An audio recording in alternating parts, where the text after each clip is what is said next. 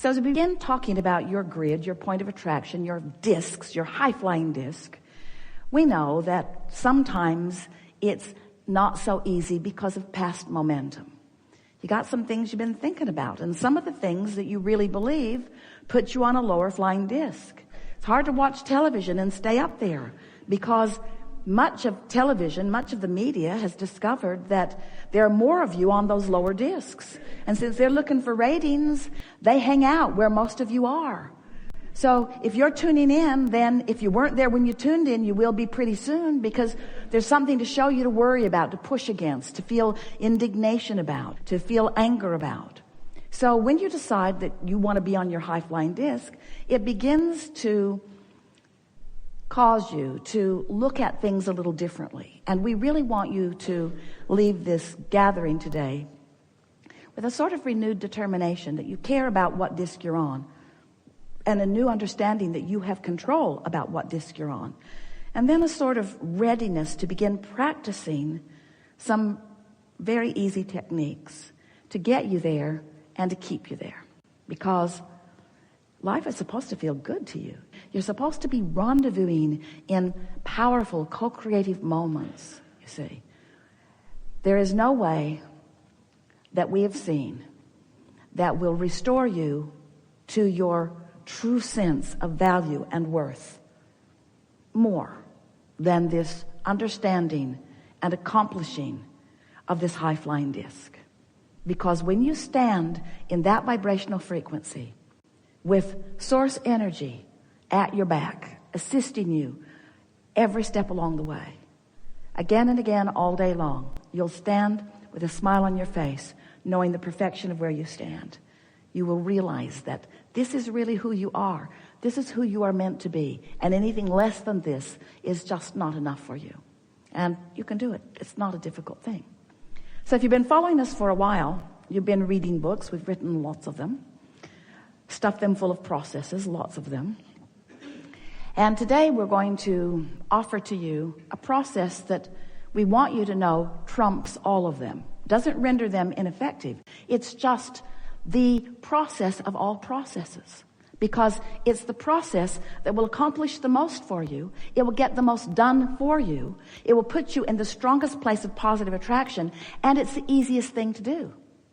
Sort of like a magic pill, it seems. But it will take your deliberate attention and your readiness to find resonance with who you are.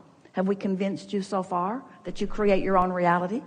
Have we convinced you so far that you live in a vibrational universe? Have we convinced you so far that your vibration matters? And have we convinced you that the better you feel, the higher flying you are, that the better your point of attraction is in terms of the more you will like what begins to manifest? So here's the process. When you wake up in the morning, that's your best opportunity to stay on the high-flying disc, because you were on it when you woke up. Just like you were on the high-flying disc when you were born, before you were oriented toward trouble.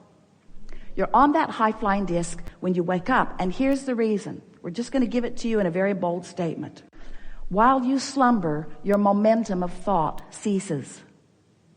Now, that doesn't mean that you can't wake up in the morning and pick up right where you left off. But if you don't do that, you have a better opportunity to find that high frequency. So we encouraged Esther to do it. It's been a few months now. We encouraged her, when you wake up, find a thought that feels good. And at first, just the pressure of finding a thought that felt good kept her from finding one. The first day, she didn't even make it until breakfast before she was soaring down some trajectory that she didn't mean to soar down. But we convinced her, and she was committed, that every day she would wake up and reach for the best feeling thought that she could. And she discovered that the more general the thoughts were, the easier they were to feel good. In other words, if you wake up and start pondering a problem, you're off your high-flying disc before you even realize that you're on it. But if you wake up and stay as general as you can, finding something that's very easy to appreciate, you sort of kind of have to ask your family or set your alarm a little early so that you have a little bit of private time before the world descends on you. Because the world is going to descend on you pretty much like it has been descending on you, and there is a momentum or a trajectory that's already been going. So we understand why it's a little difficult to begin changing your vibration in the middle of a stream, because there's a current already going. We really understand that. But we want you to know that first thing in the morning is your best opportunity to do it. Or after a nap, or after meditation. When you meditate, you stop your mind, you stop your thoughts, and when thoughts are stopped, then there's no resistance. And in that absence of resistance, we've been telling you for a while, it's like the cork bobbing on the surface of the water. You can hold it under the water. That's what negative emotion is. But when you let go of it, it's going to bob right back up there. And you are too. When you wake up, you're bobbing for a minute. You are. So if you can just wake up and hold that frequency by finding things as general as you can, it is our promise to you that momentum will begin to help you. You'll begin to feel the momentum until one thought will lead to another and another and another. Now, when you first begin this conversation is not all that satisfying, because we're encouraging you to a concept, to a time of day, to a deliberate focus, and to a result that we promise you will get. But the result will not be manifestational evidence for you for a while. So you're going to be applying this for the singular manifestational evidence of some good feeling emotion. In other words, you're going to be looking for the manifestation of relief. You're going to be looking for the manifestation of joy. So what we want you to understand is that at first you won't know for sure, but if you will continue and continue and continue, eventually, we're talking about a few days, there will be enough momentum that there will be changes in the way the world is treating you. People who have been one personality will be different when they're with you, or they won't be with you at all. People that you're not used to rendezvousing with will begin rendezvousing with you. Everything in your life experience will change when your point of attraction changes. So that once you get 30 days of this under your belt, you will know for sure that's when we would love to have a conversation with you. That's when we really want to hear, not the subtle, but the vast differences in the way the world is treating you, the way the world is responding to you, the way your point of attraction has shifted. So we're going to give you a little precursor here, and then we're going to open to any conversation that you want. The first thing that happens once you begin to sustain this alignment on this high-flying disc, the first thing that happens is emotions manifest that feel good. That's really the first thing that you're going to be aware of. And we so like calling those emotions manifestations because they so are. The next thing that you're going to notice is thoughts will begin occurring to you. Ideas will begin flowing into your mind. You'll feel clarity instead of confusion. You'll feel sureness instead of sort of awkwardness. You'll begin to notice that you just feel better in the moment. The world will look better to you. And the reason for that, we're just going to tell you, you're going to have to practice it to know it, to feel it, to really know it. But we'll give you the words about it. The reason that you feel clear, the reason things look better is because you've achieved vibrational alignment with the source within you, and you're seeing the world through the eyes of source. You are now a blended being having this experience. You see what we're getting at? So people who are usually complaining won't show up so much in your life experience. And when they do, you won't feel inclined to help them beat the drum of what's going wrong.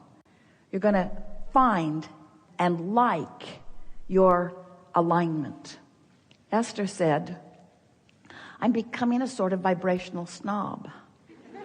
And she doesn't mean that she doesn't adore everyone. She just means that she likes so much feeling good that she really prefers to hold herself in a place that feels good. Now, at first, when she slipped off this high-flying disc, the next thing she was angry at herself because she felt like she had jeopardized her alignment. And she said to us one day, Abraham, I refuse to accept that I have to wait all the way until tomorrow morning to get on my high-flying disc. You've given us enough processes that surely there's something that I can do.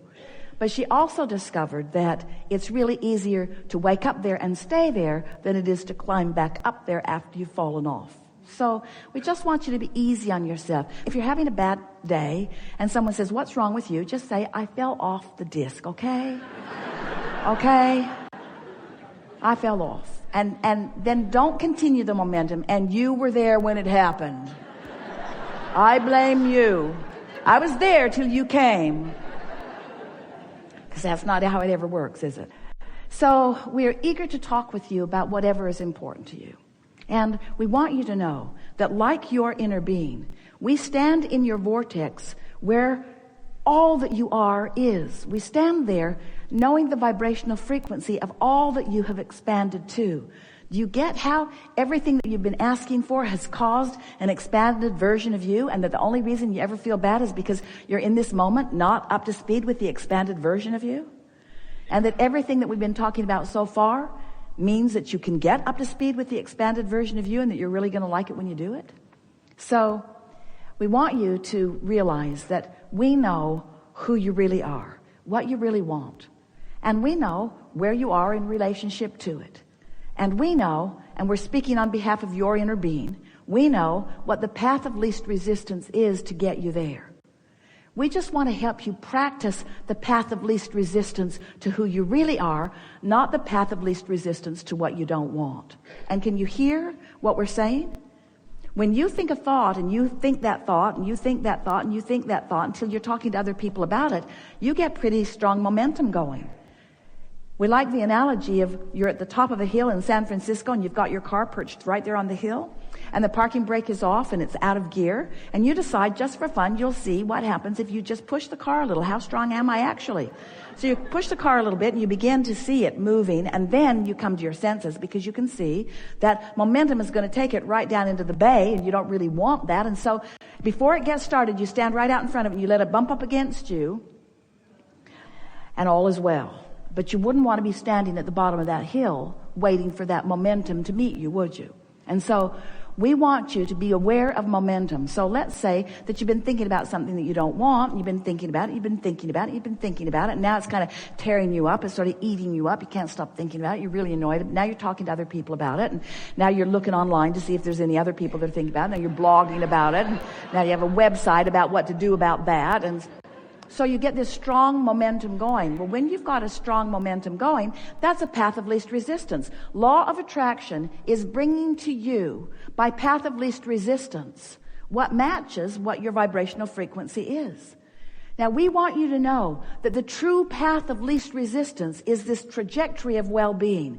It is overriding and underpinning everything you see. But if you've practiced yourself into a focus moment where you're having this sort of vibrational fit, where you're disallowing your awareness and your resonance with that trajectory, life can feel pretty hard to you. And so that's really what we want to help you to overcome in these hours that we're together. I want to show you how to mold your thoughts into vibrational alignment and resonance with who you really are. We've been watching Esther. She'll be doing a focus wheel or just writing statements of intent. And again, she will say, I can say that better. I can say that better. Even when someone else would read it, it would look pretty good. But Esther can feel that there's a little hidden agenda in it, or there's a little trying to overcompensate for something, a little too much efforting in it. And that's a true way for you to realize that there's a little discord in your vibration. When you're trying too hard with your action, even if you're trying with action to think, does that sort of make sense?